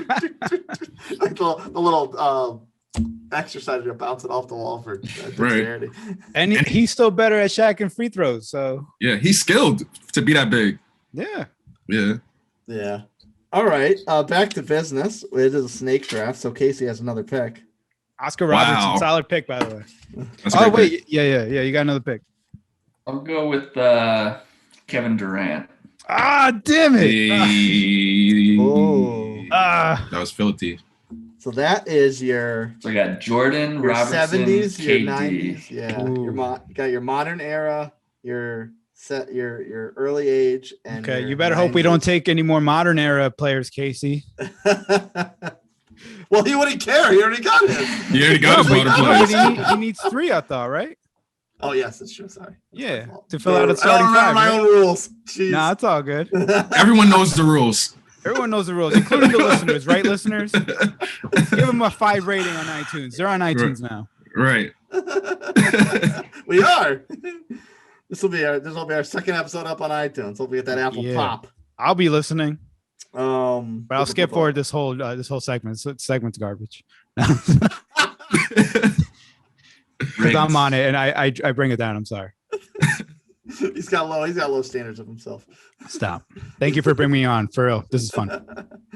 Jet, we appreciate you guys coming as always.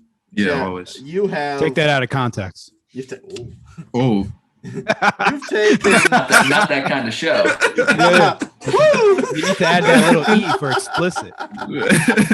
This is Adult Swim only now. At least one of the episodes does, I think. I don't know how I got that, but at least one of them does. It's probably because of me, because of cursing. I'm sorry. Right. Jet, you have your modern era player and an 80s player. So who are you taking next? I'm going to take this is my, what is it, 50s, 60s, 70s? We can, those are all. You do have to fill that. Do whatever you want. And you do have to fill that, and you have two more modern eras. All right, I'm going to go Steph. Yeah. The splash brother number one. Yeah. Bro, and in an all-star game too, I wouldn't put it past him if he like just points to the other free throw. Like, you know, when like the other team makes the ball and it's like, and he just shoots it from like 75 feet away. Yeah. Like, no problem. Are you not guarding me? Cash. Looking around. Okay. Solid pick. Yeah, I'm going Steph. Splash brother number one. Okay. I'm going to fill out my backcourt with another undersized guard, which is near and dear to at least one of our hearts on the panel. I'm taking AI. Ooh. Oh, that hurt me. We're killing Jet, bro. Like we drafted his top 3 favorite players. Oh my gosh. You're right, Jet. That's yeah. I see how it is. He'll hurt me. He'll hurt me on the on our first episode back after the All-Star break. Yeah. Now, are we trying to build? And as we're already in round 3, so this might be late of me asking, are we trying to build the best all-star team who would win an all-star game, or like a flashiness and whatever, you know, like memorable? Isn't that the same thing? Not always. I mean, what was it, like 2-3 years ago? Wasn't the score like 160 whatever? And I can't name you like the starting 5. Well, that is a good point. Right. That actually is a good point, because I remember take it back several years now. This is someone who has never been a flashy player, never been somebody to get any type of credit or love for doing anything pretty or fancy or any of that. But he always seemed to be on the court towards the end of games in the Matrix, Sean Marion. Yeah. I just remember Michael Jordan shooting that shot over. Maybe that's what I'm remembering. To win the All-Star game. Maybe that's remembering, because that is the, if I had to pick one All-Star moment, well, that's not true. But one All-Star moment that is etched in my brain is definitely that short shot by Jordan, which of course didn't even win the game, but that was what everyone remembers. Yeah. So you're saying All-Star from the mid-2000s, Jamal McGlure wouldn't make it on your All-Star team? Oh, Jamal. He's a hard worker. Doing his thing. He was an all-star, right? He was. That was the everyman's all-star. That was a large man. That's a large man. All right, take it easy. We'll talk that off air. Hey. Your feelings towards Jamal McGlure. Anyway. Am I on the clock or you? You are, and you have a snake pick. I got the 2 picks, man. Listen, I got LeBron James, Magic, Shaquille O'Neal, a hungry Shaquille O'Neal, and you know what, man? Are you taking Magic? Oh, did I say Magic? My bad. You have LeBron and Shaq. Yeah. Did I say Magic? I apologize for that. Sorry, you didn't say Magic. No. I mean, you did not previously say him, but you said him just now. So bad. He was saying he was saying Magic, referring to Shaq though. On the team, Orlando Magic. Yeah. Shaq, yes. My bad. That's what I meant. Yeah. But no, because I already picked Shaquille O'Neal as my 80s and 90s player. So I'm gonna go with the all-time scoring leader in NBA history. I'm gonna go with Kareem Abdul-Jabbar as my 50s, 60s, and 70s player. He might have been Lou Alcindor back in the day, but yeah, you see, look at Jeff right now. Oh my God, bro. Yo, Yo, Wait. the second pick doesn't look so good right now, does it? Wait. Clarify something for me. Are you taking Kareem as your 80s player or Lou Alcindor as your? I'll take for the sake of me already picking my 80s and 90s. I'll take Lou Alcindor as my 50s, 60s, and 70s player on the Milwaukee Bucks. Okay. That's All fair. right. So I got I got four. I got two centers. Try to beat them, bro. You Right. got Shaq and Kareem down there. Yeah. Maybe if one of you guys pick Wilt, then good luck. Oh man. But Yeah. all right, so I got to get into my modern players. Damn, yo, I made a little list, but it's so funny because there's so many modern players. It's like, who do I actually pick? Oh, damn. I made a little list, but they all got picked already. Kobe's off the board. Durant. Oh man. You're still salty when we take a pistol Pete. Oh yeah, hell yeah. Hell yeah. Well, who do you love? Okay. Chase, who do you love? I'm not telling you. Damn, bro. All right. So I need a point guard. Even though LeBron can play point, I'm gonna need a point guard. And you know what? It was an uphill battle. He's a Canadian. So it might be not a popular pick. I'm gonna pick Steve Nash, bro. Steve Nash too. For also, we were talking about the dunk contest. Never being a dunker, he was the guy that some players picked to pass him the ball. It might have been a soccer pass, Yeah. but regardless. So I'm gonna pick Steve Nash. You knew that pass was gonna be on point. You know it. Yeah. Nobody else could do those soccer passes in the game of basketball. Was there a dunk contest where he bounced it off his head? Like yeah, that's to pass? Amari. Yeah. Yeah. And that was the first time. Maybe take two. They tried once, didn't work. Second time and didn't. Just as good. Mhm. So I'm gonna take Steve Nash. So I got Steve Nash, LeBron, Kareem Abdul-Jabbar, and Shaquille O'Neal. Bro, let's go. I'm excited, man. That's crazy. That is nutty. Actually, I'm gonna start writing this down here. Man, all the modern players that I listed got taken though. Yeah. Now I've taken my 90s and I've taken my old school legend. So I need to pick an 80s and another modern era. Who are you going for, bro? There's a lot more modern players to pick from. It is true. Actually, why am I helping no, you? that Pick a doesn't 80s make guy. any sense. I only have one modern player. One modern player. Do it up, man. Oh, I don't know, man. Cool. What's your team so far, Chase? Remind us. Pistol Pete. So that's my old era legend. Mm-hmm. I have Hakeem Olajuwon. That would be my 90s player. That's a good alley-oop squad right there. Oh, 80s and sorry. Again, forgetting my rules. 80s and 90s are the same thing. Yeah. All right, so never mind. So I have to pick two modern players. Well, you pick one for now. Yes, I know that. I do not have a snake factor. Reminding the listeners, you never know. Oh, yeah. You know what? Don't talk to me about it being rigged with us picking before you. You two, the guests, are the ones the snake picks. Do not bring this hot mess at me. By one modern era player. You know what? I'm going to take someone.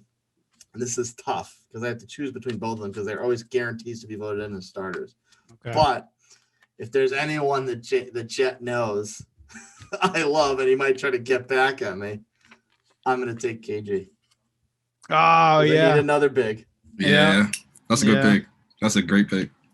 He was on my list of modern players, but like I already have two big guys. So I'm like, and LeBron. So I'm not going to pick KG as my shooting guard. Right. I'm a small forward. He could do LeBron's it, the GOAT, though. and He could do it. LeBron's the GOAT. He could play any position, right? That's true. That is true. So, Yeah, you're next up. The Is it me? Jetman. Oh, it's me? Oh, my fault. Pay attention. Come on. I'm going to It's go ahead of the game. I'm going to go with another current player, and I'm going to pick the beard, James Harden. Nice. Yeah. But is he going to take the last second shot in the All-Star game? Not He's with gonna not, take every shot in the All-Star game. not with Kobe there. He's not. That would Kobe there. Was it? Hold on, real quick though. Wasn't that last All-Star game where there was like 5 seconds on the clock? And he was wide open and he like passed it to someone. Yeah. Like why? Why now? You scared now? Take that shot, brother. You've Oh, done it right. already. I'm gonna recap my team real fast. I have Yeah, you have 3 modern era players: Kobe, Steph, and Harden, and you have your 80s, 90s player, Larry Bird. So your final pick must be an old school legend. Okay, I got it. Like how old? 50s, 60s, and 70s. Got you. All right. Casey, you have a snake pick, so you can finish out your team right now. You have your 80s, 90s player, your old school legend, and 1 modern era player. So you need to pick 2 modern era players right now. All right. Gonna go Tim Duncan. Ah, That was the the other one I was fundamentals. waffling back on between him and KJ. And he's just my favorite player right now, Kawhi Leonard. It's a good pick. So I got Jordan, Oscar Robertson, Kevin Durant, Tim Duncan, and Kawhi Leonard. That's filthy. bro. It's Those very are all filthy. like a lot of perimeter hard talent. workers, man. Little undersized, but a lot of talent. yeah. And I will say, quite the defensive team you built. Oh yeah, it's all about defense in the All-Star game.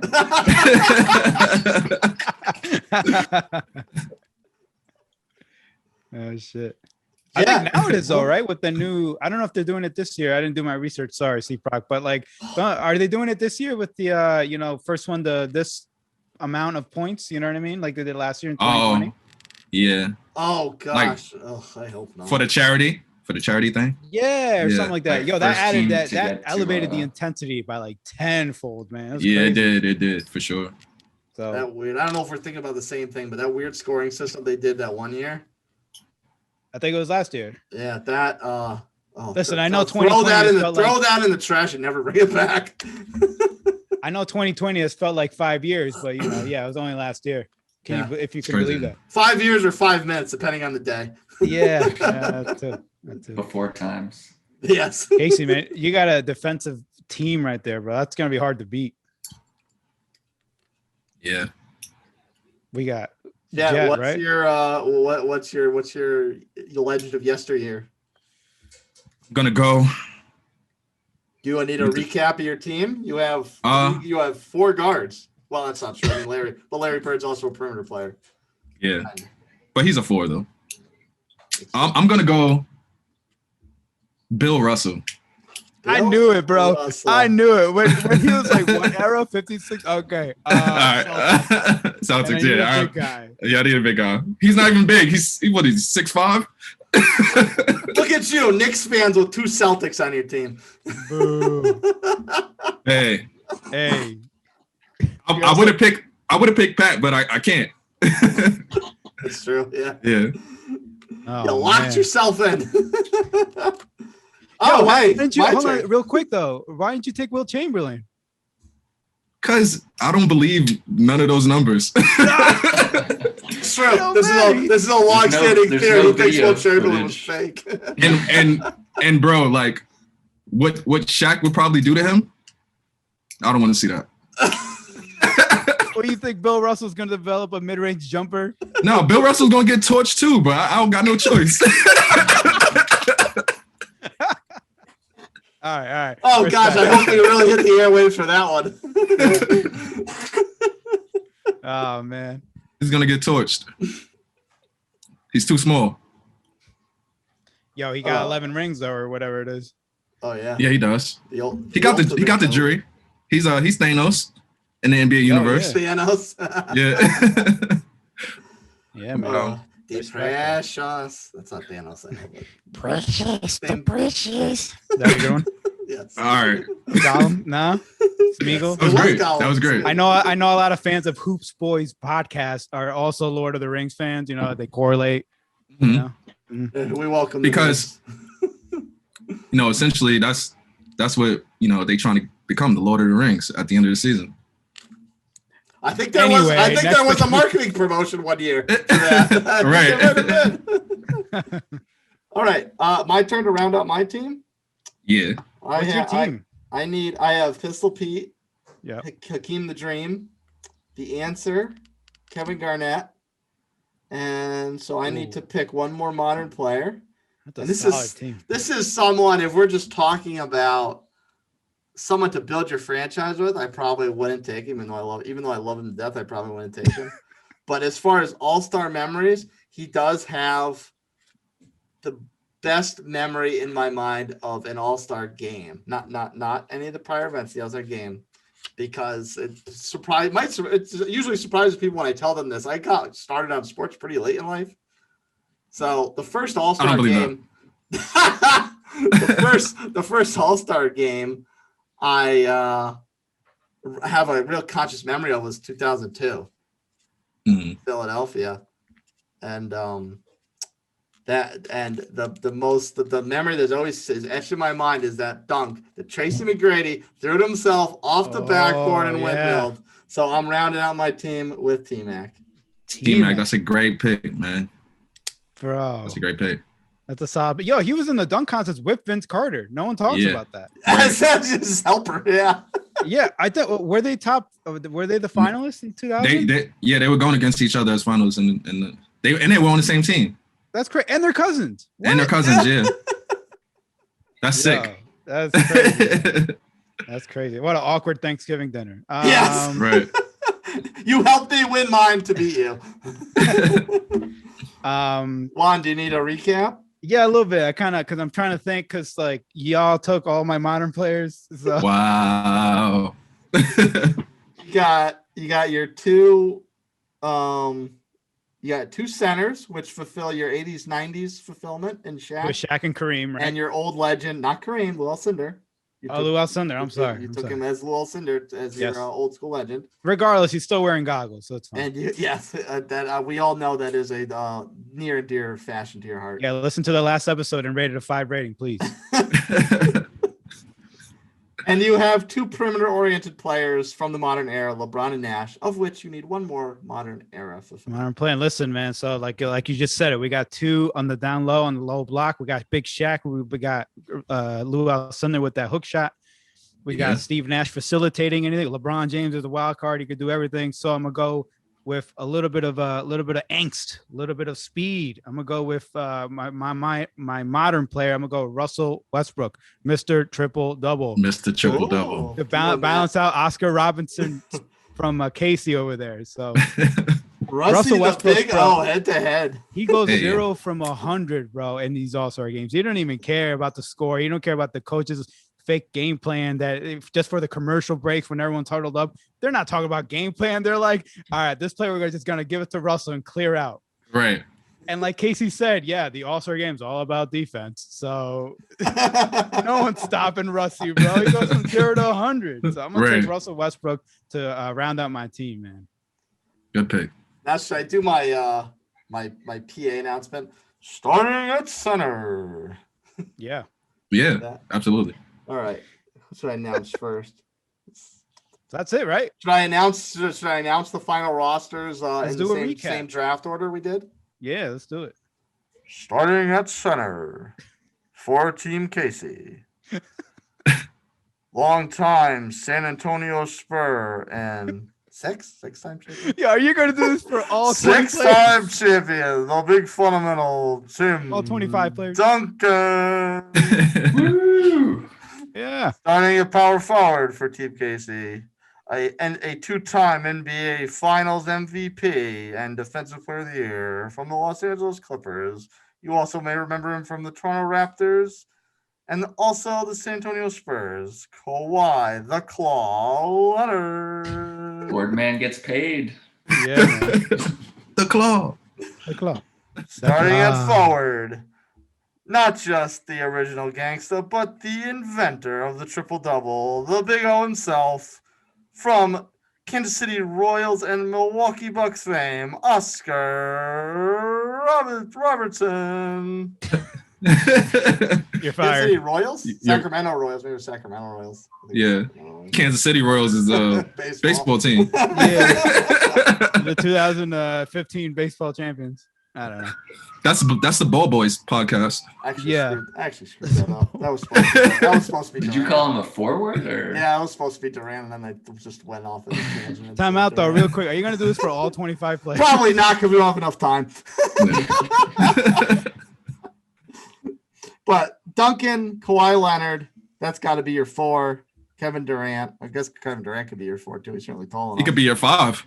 Yeah. Michael Jordan and Oscar Robertson. That is, I mean, I think the shortest player on that team is Michael Jordan. Right. At 6'6". Yeah, that's a very big team. That's a solid squad though. That's a scary squad. Yeah. Jet. Starting at center from Team Jet. No, we're not doing this. No, we're not doing that. Jets team's got 4 guards. His center's Larry Bird. Nice. Oh no, I'm sorry. You know why I got screwed up? Because the last round has Russell, Bill Russell, and Russell Westbrook. That's why I got screwed up. Okay. So your center is Bill Russell. Your although they didn't play to each other, they're still teammates in Celtics lore. Your 4 is Larry Bird, and your 3 would probably have to be Kobe. Okay. Your 2 is the beard James Harden, and then running the point as much as he's never really been a point guard in my opinion is the chef himself, Stephen Curry. Yeah, Chef Curry. Chef Curry. So that's gonna be a lot of 3s there, Jet. Yeah, like to see you outscore me. Yeah, I'd like to see Larry Bird defend against Lou Alcindor. No, that's Bill Russell's job. All right, then I'd like to see Larry Bird go against Shaq. Hey, I would like to see Shaq go against Larry Bird. That's true. Shaq's got to guard that. He's got to guard him. Like I would too, and then this turned into like a 2K20 podcast. Right. Yeah. Do fantasy matches. You got to simulate. Like load it up. Yeah. Pick your own legend squad, then we actually like run a Twitch channel and record it. Right. This is the last episode of Who's Boy Pod. It's done. We just tagged it completely. It's done. For my team, I have starting at center Hakeem the Dream Olajuwon. Good pick. Starting at the 4, Kevin the Kid Garnett. Damn. Okay. My 3, Tracy T-Mac McGrady. Okay. Nice. Questionable. Okay. He's gonna get hurt mid All-Star game. Yeah, okay. I'm gonna still buy his shoes though. Okay. Yeah. And although defensively they will probably play opposite positions, 2 guard is the answer. Allen Iverson and Pete Pistol Maravich. Ooh. I picked 5 players all with iconic nicknames. Yeah, you did. The Dream, the Kid, T-Mac, the Answer, and Pistol. It's CProc is all about the marketing in the All-Star team. Exactly. Right. my brain's in a certain. There it is. He's all about the money. I'm making money for the league. That's all. All about the money. Real quick, best NBA nickname. Oh, NBA. I mean, I think I heard it from you guys a few episodes ago, but I love the Durantula, man. Yeah. It just works, and then he's lanky too. So it just fits. You know, Right. now if his name fit with like Octopus, Duroctopus, it wouldn't. He's all lanky, tentacles everywhere. And shit. I don't know. Oh, sorry, Chris. Sorry, put that E up. I like Patrick Chewing from the Snickers From the commercial. Snickers commercial. I forgot about that. Yeah. That was great. One of my, I don't know if it's necessarily my favorite, but like as far as silliness is concerned, I always have a war place for the round mound of rebound. He has a large base. Very rotund. Right. Very rotund. My favorite one is AK-47. I think that Andre Kirilenko, that he has like the best nickname in NBA. Yeah, is he? No, he's not playing. No, that was a good question. Edit that out. Bleep me out. Put a dolphin over it. That was He's in Isn't he playing in the Expendables? That's not him. Dolph Lundgren is Andre Kirilenko. Oh, that's Dolph Lundgren. Oh, okay. You ever seen him in the same room? Me neither. I like can't forget about Clyde too. Yeah. Classic Glide. nickname. Glide the glide. Clyde the Glide. Yeah. Clyde the Glide Frazier. Wait, Right. no, never mind. Those are two different players. All those big hats he was wearing. Yeah. he Bonnie and brought Clyde. fashion to another level. Nah, yeah, he definitely did. Do you think he ran like a low attention pimp situation going on back in the 70s? Absolutely. In the 70s, yeah. Absolutely. Can Absolutely. we talk about this on that podcast? Sorry, I don't know what type of podcast this is. I just got told to show up and talk about old basketball. Hey, So whatever let's go. gets us more listeners, I'm all for it. All right, let's get it. Let's unpack it then. All right. And then what's Juan's? We got one more team. Yeah, come on, Jet. Sheesh. My fault. We was talking about pimps. I was ready to get into it. Yo, let's have another conversation. Are you an expert on the subject? Yeah. Allegedly. Double center, Big Shaq of the Orlando days, not of the Laker days, of the Orlando days. Yep.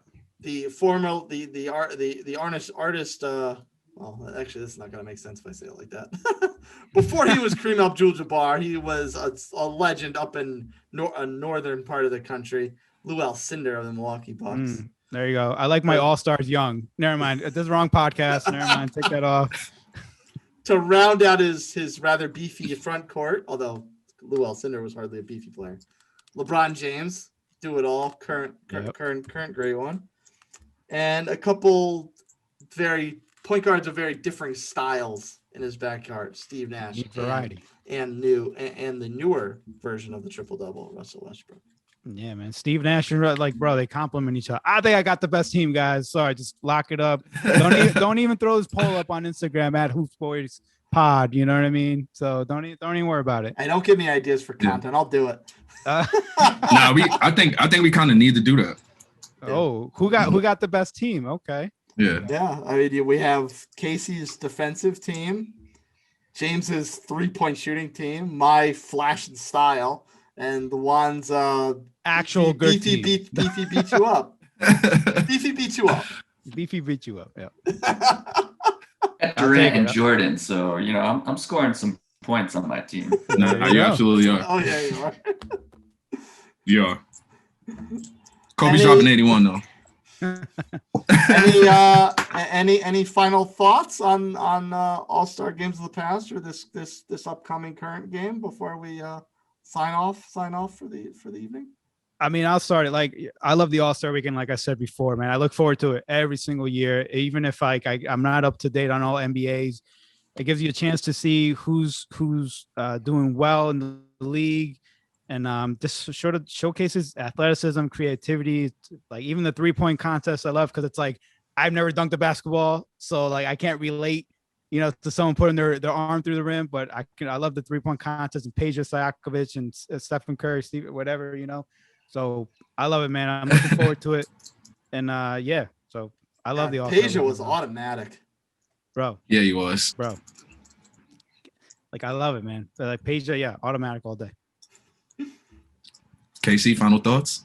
Yeah, excited. I think the dunk contest, there's nothing better than seeing a guy fly through the air and dunk a basketball. Yeah. Were you trying to own in on your Kawhi Leonard interview answer right there? Right. Yeah. Well, Chase didn't send me this last question, so I wasn't really prepared. Gotta ad lib too. We gotta keep. You gotta. Come on, CProc. Well, all right. I'll go. Well, at least for me, like, I hope to see a competitive game. Like, I know the first half is always like they're messing around, and then second half they like turn it up, and then I also hope they have that charity incentive involved as well, so we could see like actual basketball instead of just everybody pulling up from half court. Yeah, I agree. And I'm excited for a lot of the new faces. I mean, Zion's going to be in the game this year. Jaylen Brown's in the game this year. As great as the season he's having, it's kind of random. A big fan of Donovan Mitchell. We're all Knicks fans. We're all Knicks fans. So our boy Julius Randle represent. So I'm excited. And Zach LaVine, even though I'm a little salty on in being there. He certainly is putting up the numbers to deserve it. So there's a lot of fresh faces in this game that I'm excited for. I'm excited, man. I'm excited. All right, guys. Just take us out of this.